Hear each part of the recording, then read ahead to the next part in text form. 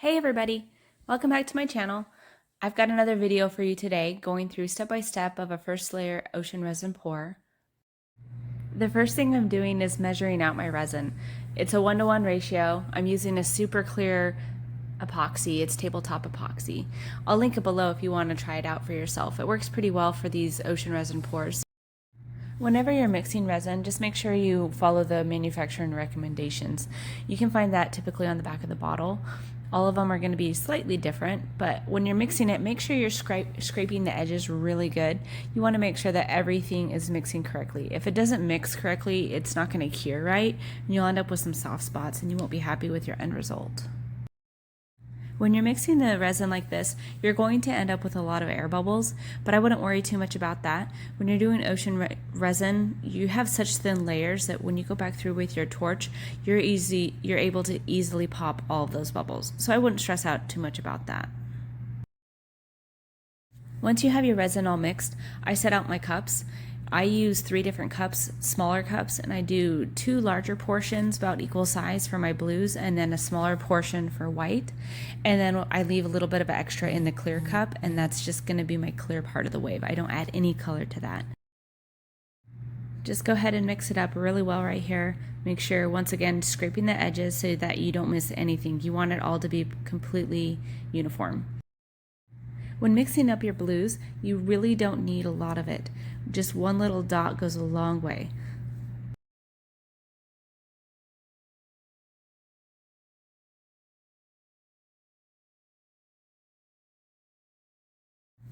It's kind of hard to tell which blues I'm using, but I will link them down below so that you can try them out for yourself. For this board, I want it to be a little bit shimmery, so I'm adding some powder. You don't have to add too much, a lot goes a long way. Make sure you mix it really well, scraping all the edges. But as well with this, I want it to be a little bit lighter. So you could add just straight white from the bottle, but since I already have some mixed, it'll be a little bit more diluted. So I'm adding it from what I've already mixed. This will just make it a little bit lighter blue. I'm going back to the light blue that I mixed first, and I'm going to go ahead and add a little bit of powder into this one as well so it's shimmery. And once I mix that, I'm going to add in my white as well. And this just makes it a lighter blue. It's really just your preference on colors. You don't have to do this step. You can go ahead and skip it if you want it to be darker blues.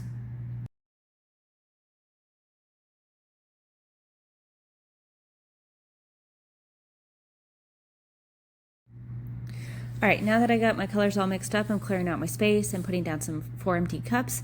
I've already made sure my space is level, but if you haven't done so, make sure that the space is very level. If you don't, you'll come back to your piece and some of it will run off the side and your waves will be kind of lopsided. So that's a really important step to do. I started with my dark blue and I'm just going through and kind of getting it to the edges. I'm not making it run off quite yet. I'm pouring in my lighter blue and then taking my popsicle stick and I'm just mixing it around.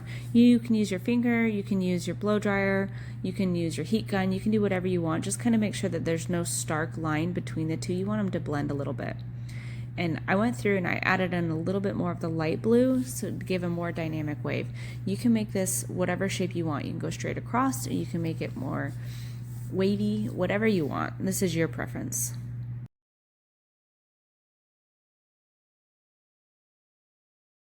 I typically take my blow dryer and go through and blend it just a little bit so that there is no line between the 2 blues.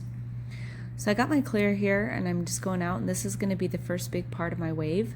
You can make this really thick or really thin. It's up to you. If you're going to do multiple waves, I suggest making it a little bit thicker. That way you can do good stacked layers. I'm going to take my white and just go right along the front edge of the clear that I'd previously poured down. Now I'm going to get my blow dryer and I'm going to slowly manipulate this wave.